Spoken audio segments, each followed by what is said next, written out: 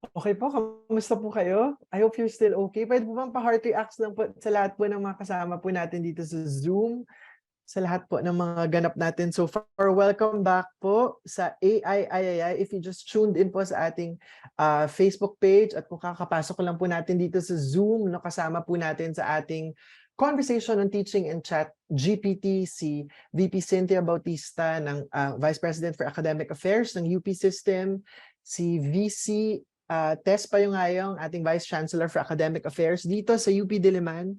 Kasama rin natin si Prof.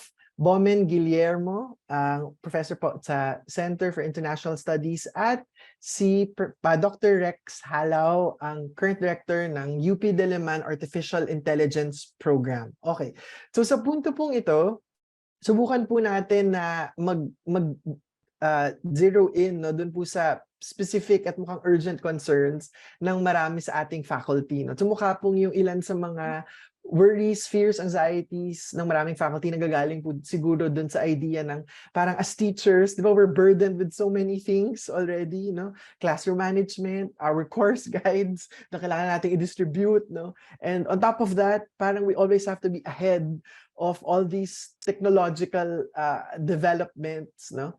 At mukhang yung isa po talagang major concern so far na lumalabas sa ating chat box ay may kinalaman sa cheating, no?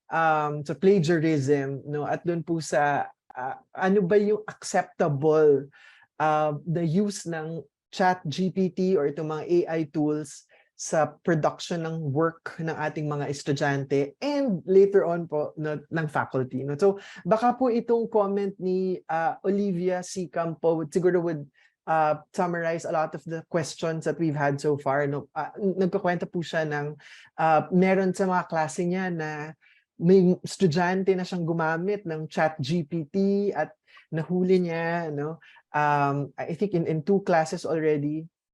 At yung question po niya ay, given that some uses are welcome and acceptable in writing, halimbawa po yung mga grammar checkers like Grammarly, no, hindi pa natin sila sponsor pero ginagamit natin yan. And some are not, no, halimbawa lifting exact passages from AI language models. How much AI assistance do you think po should be acceptable in final written work? Meron po ba kayong mga thoughts so far? Sa inyo pong palagay, kakaharapin natin that there will be students who will probably be using it, especially when we make it explicit, no, in our classroom policies. Ano po ba yung acceptable? No? Ano po yung mga pwede nating masuggest sa kanila kapag gumamit sila ng ChatGPT? Tulad nung nabanggit ko no, before the break, na mahalaga rin na may access yung mga estudyante sa mga ganito, no? Hindi lang sa ChatGPT, mahalaga rin yung access to other AI technologies, no?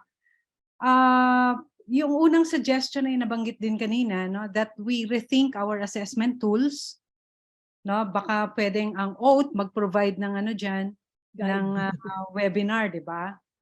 And then siguro mahalaga that when we discuss this with students, we tell them to use AI technologies to improve their work. No? Hindi para gawin yung trabaho para sa kanila. Yun din yung suggestion ni Chen sa kanyang article.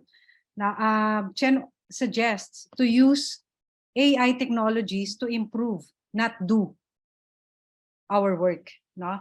Sa tanong kung may ethical na implikasyon ba ang paggamit ng ChatGPT, for example, mayroon.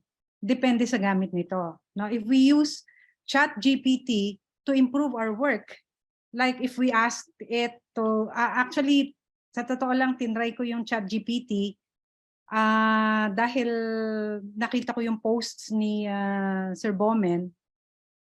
Parang hanggang basta 4 conversations yata yun if I'm not mistaken.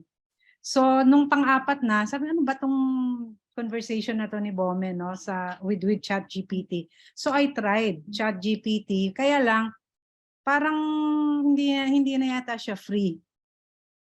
Because I'm not sure, free pa rin ba? O baka mali lang yung aking pag-access, no? Pero anyway, if we use ChatGPT, going back to my point, like to improve our work, like if we ask it to remove grammatical errors or any other light assist, no? In other words, if it will not be tantamount to doing your work, then it simply becomes a simple tool to help us, no? Siguro magkakaroon lang ng ethical concern if we take it as our own, no? What ChatGPT does for us. It's like not giving credit where credit is due. If I may add, yes, Yes po, sir.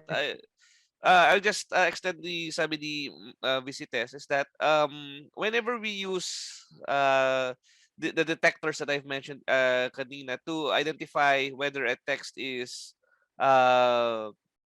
written by AI versus written by people, it'll just give you a number between 0 and 100 to say na this is 98% written by people and 2% written by AI. So um, we have to ask ourselves, is the 2% really a bad thing, or is it 5%? What is the cutoff? Personally, I don't know what is a good percentage number. All right. Another problematic feature of those prediction algorithms is that what if you cite verbatim using double quotes, that let's say you cite the definition from a reputable source by just using quotes, and then explaining your own thoughts based on that text, but that definition text ipapasok mo sa detector will be detected na, oy, this is generated by this is, if you use Turnitin, basically this will be predicted na plagiarized or written by AI if you use, let's say, direct copy from an AI large language model. All right, so it's very hard to quantify that what the percentage of time to say that ito hindi na kaya na hindi na siya ethical.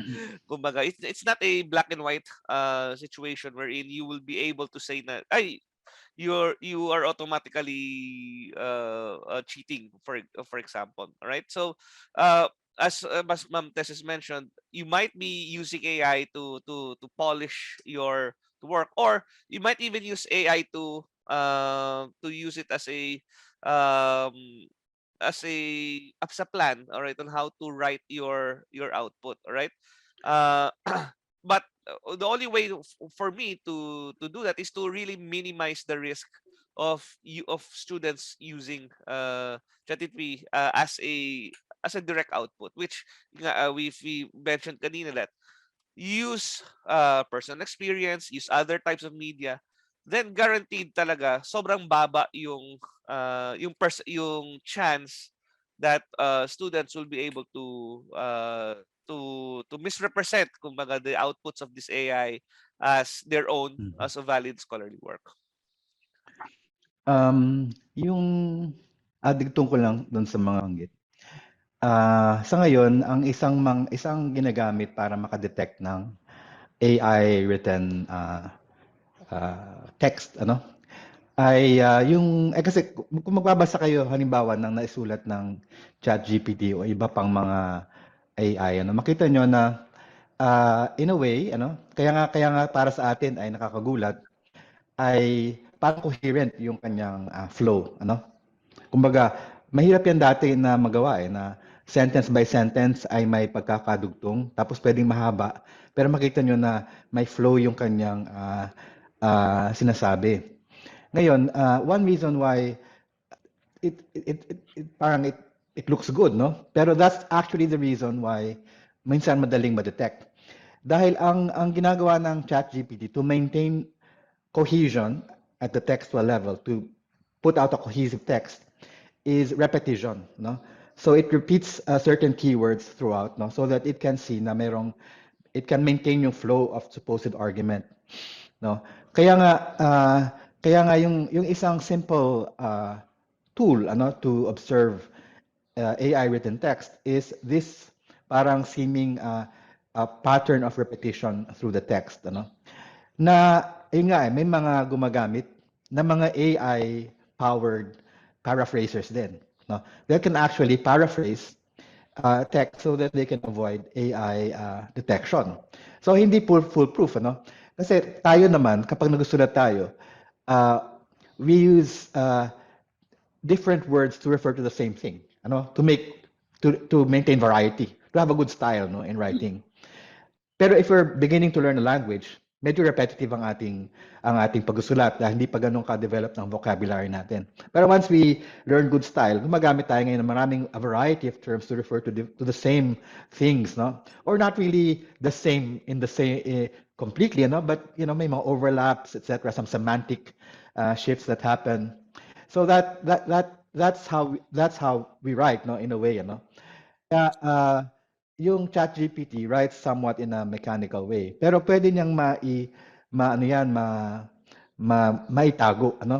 Through also an overlayer of other structures, ano? Which now reduce this kind of repetitive structure, thereby preventing red flags from rising, so yun yung so it's becoming more able to mimic in a way, human style, and pero yung gusto kong idagdag kaugnay nitong usapin nga ng anong part ng ating ibibigay ang pwedeng AI at ano yung human. Now let's say tinanong natin si ChatGPT, ano bang tingin mo sa teksto ni Kafka na Metamorphosis, For example, ang sasabihin niya, this novel, people say, or kanyang standard phrase, is about blah, blah, blah. Now, mapapansin nyo dito, ChatGPT doesn't actually read the novel. So it doesn't actually make an interpretation. Diba? You have a text and then you have a meta text. Meta text is the interpretation of the text. What it does is it looks at the meta text written about Kafka's Metamorphosis. So it doesn't read the text itself, but looks at what people have written about that novella. So it looks at the meta texts, at the genre of the review, and generates another meta text, which summarizes all of these meta texts.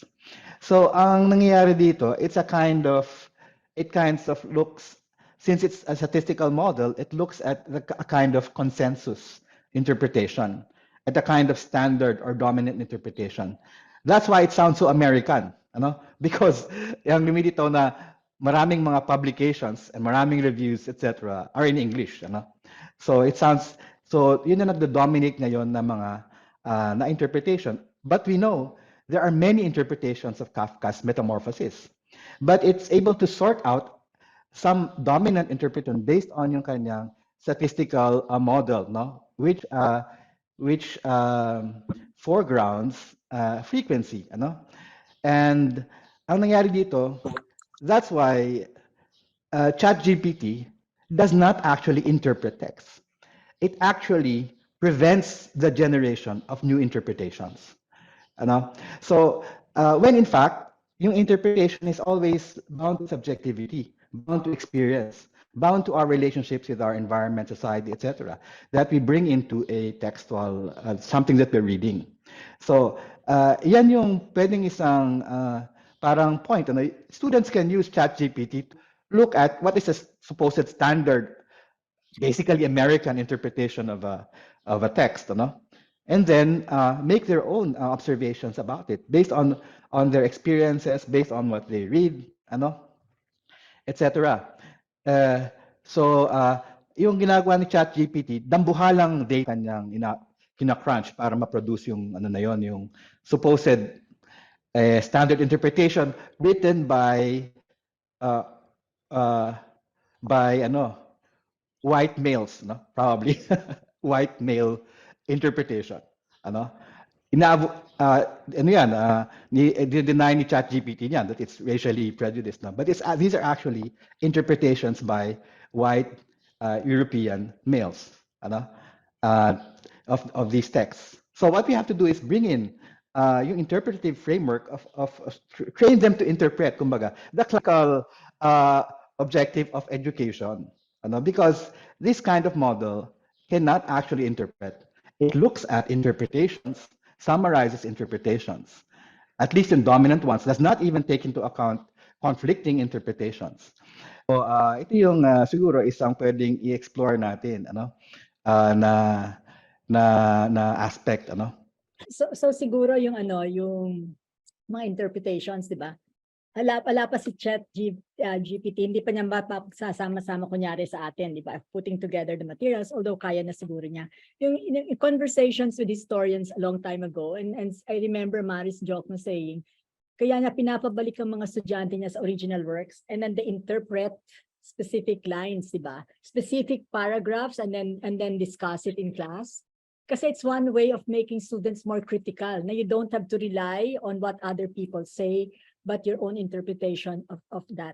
Ang isa pa siguro yung some of reflection dun sa sinabi ni Tess kanina, na of course nakakatulong talaga ang AI sa pag-improve ng sarili. Siguro depende sa course yan, di ba? Kung course ay writing course, then ang faculty, ang teacher can actually specify when and what can be used. On the other hand, it's a learning tool Kasi lahat naman tayo natutong magsulat, di ba? And we learn how to write when we read a lot, di ba? So yun, reading helps us learn how to write. But writing also helps us improve ourselves. So AI can help you improve your writing. But if it's in a course that is a writing course that the teacher is checking how you write, and kaya siguro medyo depends on the course. Having said that, that's an off the cuff, hindi ko pa yan napag-isipan ng talagang mahusay. Okay. Well, sabi nga ni Einstein, di ba? Yung 99% perspiration and 1% inspiration, di ba? That applies for all fields, including physics.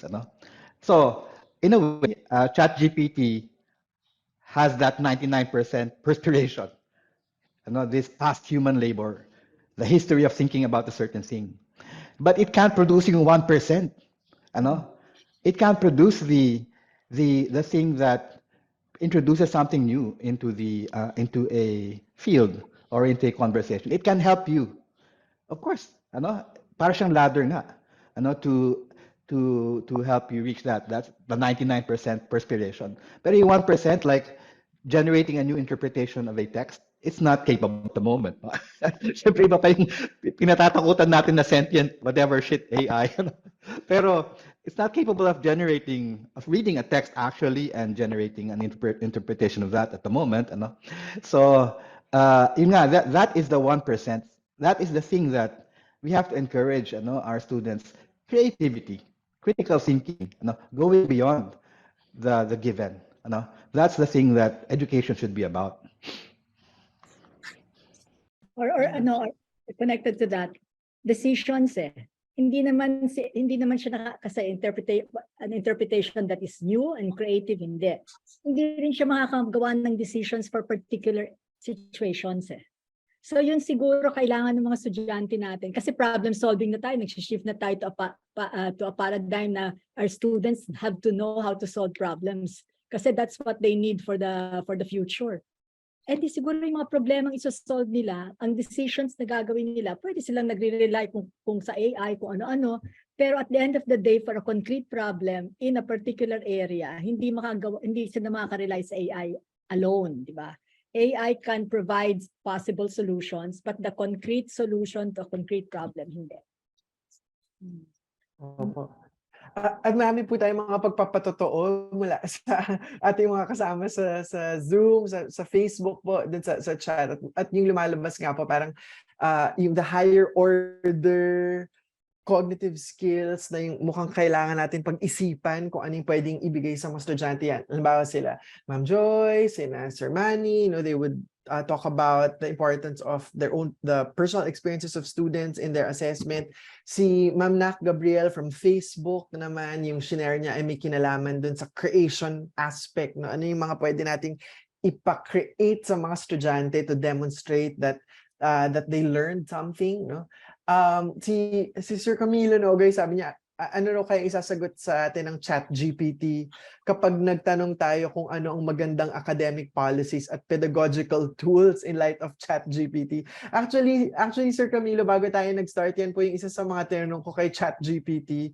Tinanong ko siya kung ano ba yung pwede nating should students be allowed? What are some of the policies? At yung sagot lang naman niya ay hindi siya po position. Sasabihin lang niya na it's a matter of debate. May mga arguments for and against it, but ultimately, as whether or not students should be allowed to use it may depend on many factors. So medyo motherhood statement yung kanyang comment on the matter. No? But also, gusto lang din po siguro nating i-recognize na meron pong mga nag-message sa atin, halimbawa from UP Manila, Office of Student Activities, no, si Angelo Santiago po from the UP Law Center, sinasabi nila na baka daw pwedeng magkaroon ng mga conversations na multidisciplinary din on the use of AI and mental health, AI and other law-related conversations. So tignan po natin, baka this might be just the start of many more AI ayayays in the future.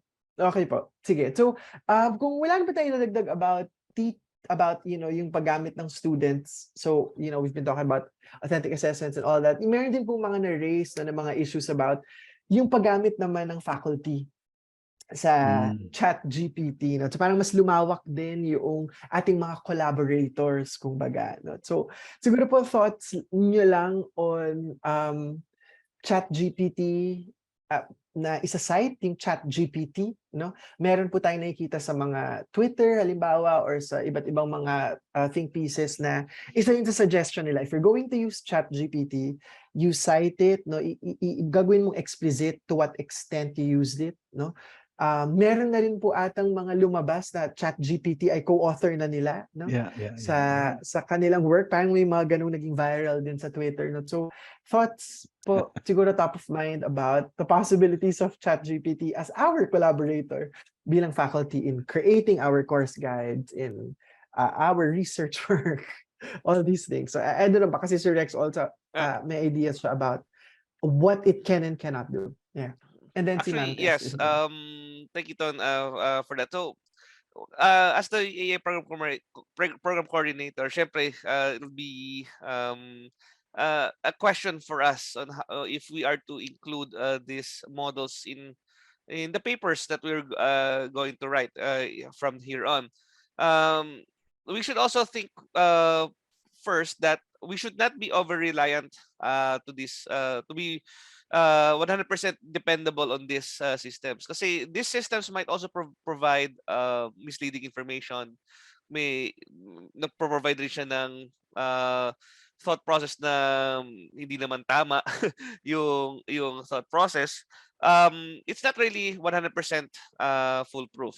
All right, so if you are to use ChatGPT as a tool to in aid of your publication, there are journals that might accept this as a co-author. There are journals that ban it, but it's inevitable that it'll be a tool that researchers will use.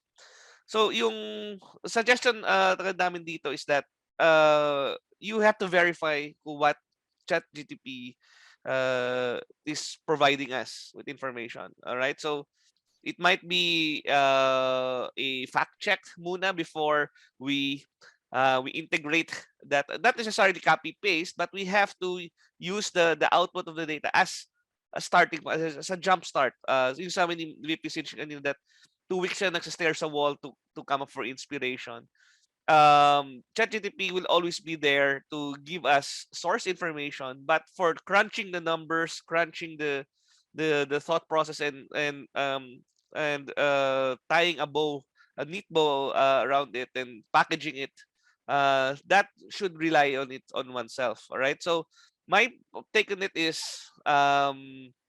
you can use this tool to do your research. My fellow colleagues from the UP, but be very careful also in using its output, just as is that like any other tool, right? You have to, of course, be critically minded to to evaluate the output of these models. Okay, you can also use this ones to jumpstart your lesson plan for the entire year. Okay, so if you have forgotten a concept like ano ba tong Gaussian distribution, nakalimutan ko na. So I can ask ChatGPT. Traditionally we use Google to do that, but yun nga, natakot si Google sa ChatGPT. They called their founders to, uy, tulungan niyo kami. We have to fight this new technology para hindi maging obsolete si Google. Kasi si Google will just simply give you the relevant documents, the websites, let's say on Gaussian distributions, but it will not give you an interpretation of I'm sorry, it will not give you the definition of the density, the actual mathematical function for the distribution. ChatGPT does that. It summarizes the information for us without without uh, that's the need to summarize the data using Google search. So kumbaga, the only thing that we should be afraid about is that baka mawala si Google kasi parang magiging useless na si Google if we really use this this system as an alternative to do research, right? So just capitalize on it, but do not be 100% over reliant on this system.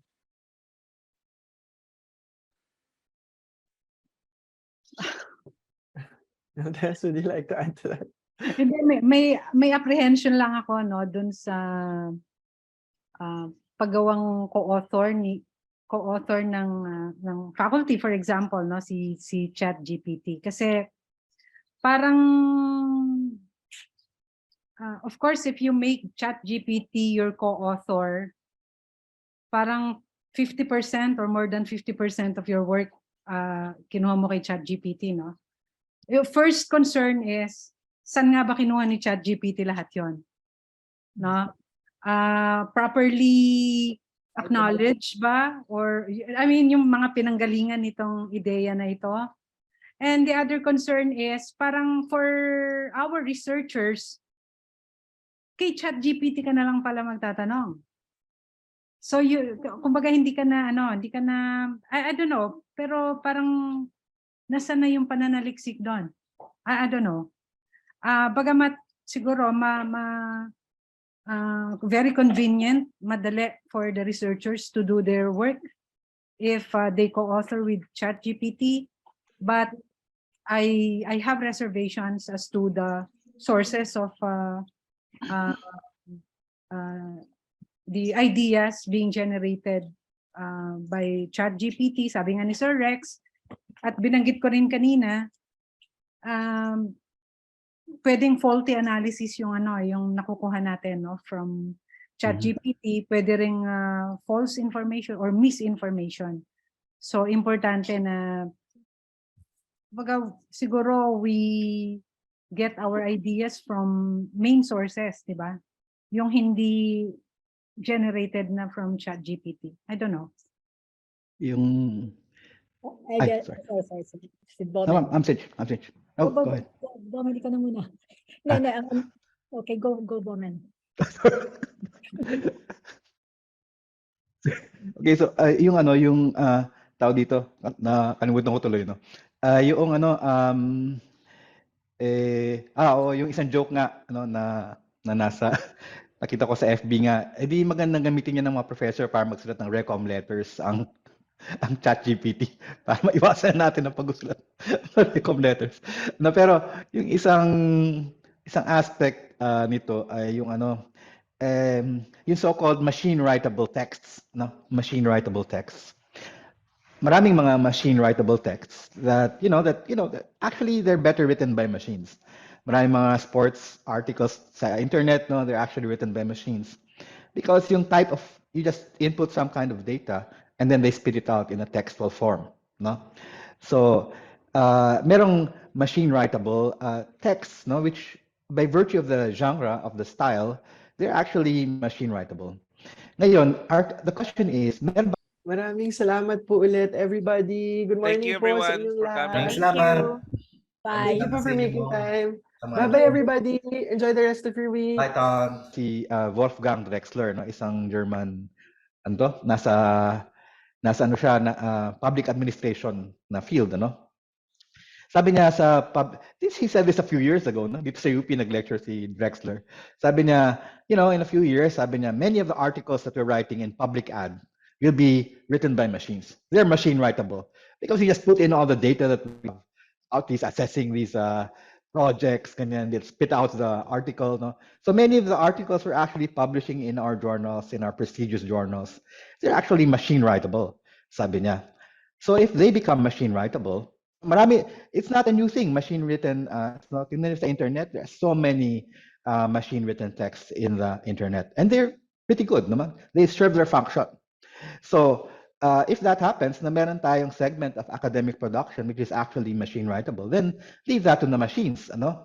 Ang gawin ng mga academics and what we do is we try to write human writable texts, ano? Things that entail, for example, interpretation, proposing decisions, no? Tulad nga sinabi nga ni Ma'am Cinch, on certain things important, arguing for something, taking a stand, taking a position on certain matters.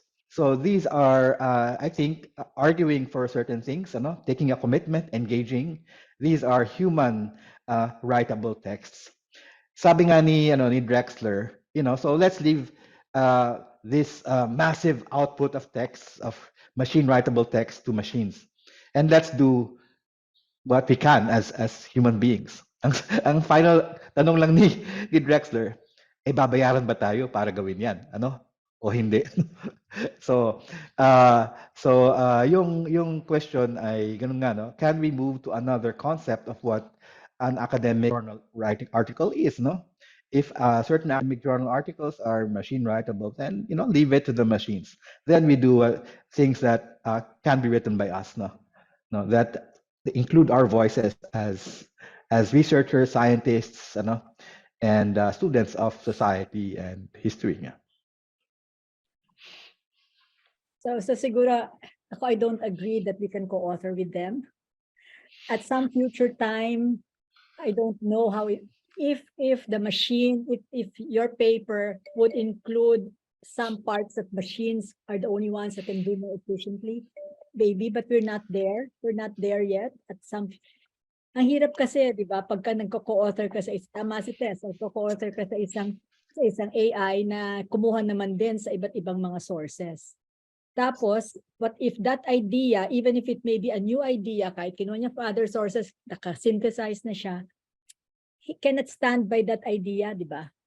It's not like you're the author, you can always be questioned for the ideas and you stand for those ideas. Ang hirap ng AI for that. Pero maganda yung sinabi ni Bomen, talagang magbabago pati journals, ha. Once this you change if there are machine writable texts and they're done better than by machines than by humans, and they're left to machines to write, then yung what humans will write, even if they cite something that they get from a machine, that one is going to be different now from what we actually produce now. Rex, please. Yes. Thank you, VP Cynthia, for that. So, I will just add more to sabi ni Sir Bomen that we're just not limited to text. All right. So please take note that ChatGPT is just one of the many AI tools that are available now. Actually, the question remains that we are on the parang the border, parang the frontier of knowledge. Not how do we deal with these outputs? Because in essence, if we use another AI model to generate songs, sino yung may intellectual property nun? All right. So wala pa tayong legislation on that. Na parang who owns the IP for that? Is the source material the author of the source material the owner of the generated article or the generated song or generated image, basically? or is the one who created the model the owner of that the output? So there are still many questions that are that needs to be answered. Over the next few years, I hope there should be legislation here in the Philippines, basically, to handle these copyright issues, as well as dito sa Diliman, because in essence, theoretically, if you come up with a model and songs generated by AI, who technically owns that that output in itself? So we also have to discuss the things now that there is really no guidelines for us to navigate this tool. So and my suggestion really is that yeah a series of lectures for this, and basically we should start the conversations with our lawmakers. How do we deal with this new disruptive technology? Sige, naku, dahil, sorry, hindi ko pa alam kung may dadagdag pa po kayo, pero we're having really an excellent Ay. conversation, hindi lang po dito. Sige, sir, go. Yeah. Yung kay Rex kasi interesting yun eh, kasi yung tungkol sa copyright or attribution. Naalala niyo yung Google Books project, di ba? So dati merong dambuhalang project ng Google to scan and digitize all the books of the world. Kaya lang nag-complain ang maraming mga authors, sabi nila, I'm not gonna let my book be scanned by Google because for various reasons, in terms of copyright, etc. So parang tigil yung massive digitization project at a certain point, although it had already digitized quite a lot, millions of books. Ngayon, makita nyo sa ChatGPT, actually it can benefit from all material, all these textual data, as long as they're in digital form. And it processes this data and spits it out yung results, without any regard na for the problem faced by Google Books. Kasi sabi ng Google Books, don't digitize our work. Sabi ng mga authors, don't digitize our work because you don't want it to be in that sphere. Ngayon, actually, these books can be digitized, can be processed within ChatGPT, and no one would know any better, di ba? Authors wouldn't know any better na napoprocess na pala yung kanilang mga obra on a massive scale. And so yung parang hump na yon that Google faced in terms of digitization has already been surpassed, kumbaga. So yung dating arguments about not letting your books be digitized because you're worried about copyright. Yun lang, maraming mga hurdles na nasagasaan na ngayon ng bagong teknolohiya. Kaya yun nga, kailangan harapin itong, di ba, pwedeng yung karamihan ng pinapanood nyo sa Netflix ay ChatGPT generated, kumbaga ng mga palabas. It's totally plausible, in a way, So kailangan pag-isipan itong aspect of what really is this kind of authorship that we're talking about. So everyone has to think about this. Siguro there's no easy solution to figuring out whether ChatGPT can be a co-author or collaborator in our research work. We know that the university is not shielded, or in any way immune to the existence of challenges brought about by the use of artificial intelligence. But we should not, I think, take it as a threat, Hindi naman siya threat talaga. Pwede nating i-embrace siya as a very helpful tool for both faculty and students. We just need to, have conversations with the rest of our colleagues, Siguro yung mga estudyante rin would need to have some conversations on it. Marami pa ang hindi nakakaalam about ChatGPT, about AI. Baka makatulong sina Sir Rex din dyan, kaka-institute lang ng PhD AI. Baka meron kayong mga pa-webinar dyan, so we may be able to understand what AI and ChatGPT and other technologies mean, what it can do for us, what it cannot do for us, And siguro tama si VP Sinch, no? Hindi siya pwedeng top down talaga. The conversation needs to start from the ground, and then baka from the ground pa lang meron ng mga solutions, no, per cluster. Halimbawa sa arts and letters cluster, what do we do with ChatGPT, with the use of ChatGPT, no?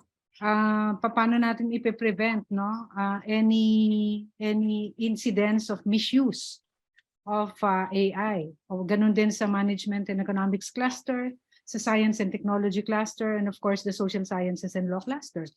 Baka per cluster pa lang meron ng maging fruitful conversations about this. And if it still needs, no, to be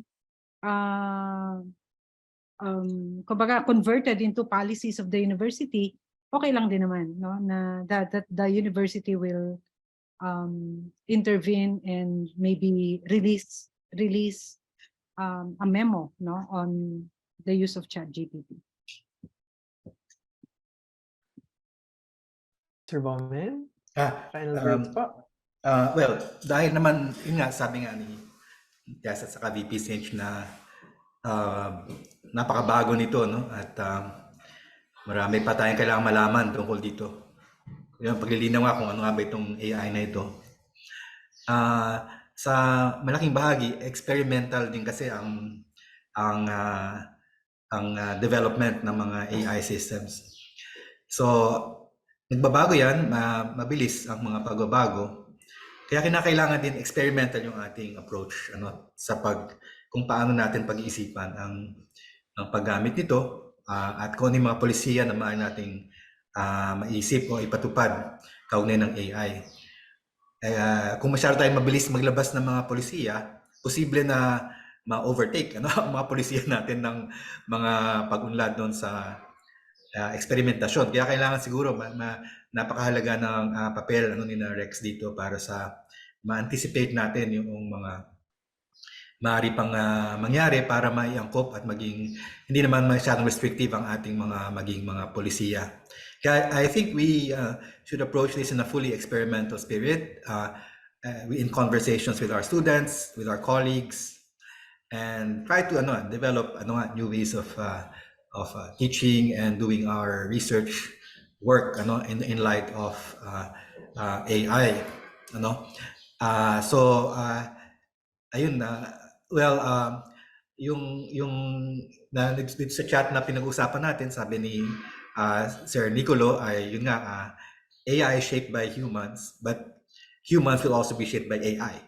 So that's one thing we have to think about, how our human activities will be shaped by this challenge. And yun nga, tama talaga si VP Sitch, talagang hindi na ito, it will just get deeper we'll just get deeper and deeper into it, as we go along. That's one thing maybe we have to accept. Pero yun nga, be critical, be aware of the dangers, and think about models of technology that will be beneficial to human beings as a whole. Thanks, Sir Bomen. Ayan, Sir Rex. Well, on behalf of the AI department, basically, we are really pushing for the ethical use of AI. All right, so you should use AI to solve world problems, basically. Inflation, issues on healthcare, and so on and so forth. So you should not use AI to represent your work, basically. So it is a tool just to aid in jumpstarting your ideas, as a tool to help you get your work done faster, right? But you have to do the manual lifting, basically, right? Our suggestion really is that we should teach our students the ins and outs of these tools, because when they graduate, they will be using these tools for the rest of their lives. Basically, as VP just mentioned, this is a technology that's here to stay.